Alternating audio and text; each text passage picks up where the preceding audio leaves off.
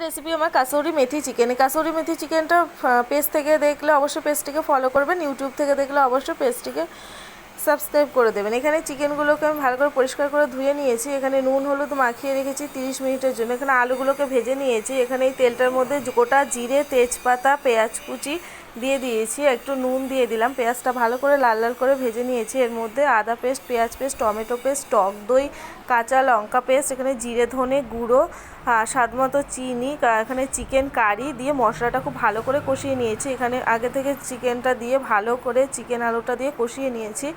এবার এর মধ্যে দিয়ে দেব কাসৌরি মেথি। কাসৌরি মেথিটা হালকা ড্রাই রোস্ট করে নিয়েছিলাম। এবার চিকেনটিকে খুব ভালো করে কষিয়ে নেব। আবারও কষিয়ে নিয়ে এখানে হালকা গরম জল দিয়ে দেব কিছুটা। এবার গরম জল দিয়ে চিকেনটা ভালো করে ফুটে গেলে এর মধ্যে দিয়েছি অল্প করে ঘি, গরম মশলা। তো এই রেসিপিটা কেমন লাগলো, ভালো লাগলো অবশ্যই লাইক কমেন্ট শেয়ার সাবস্ক্রাইব করতে ভুলবেন না। এই রেসিপিটা পরোটার সাথে খেতে খুবই ভালো লাগে। Thanks for watching.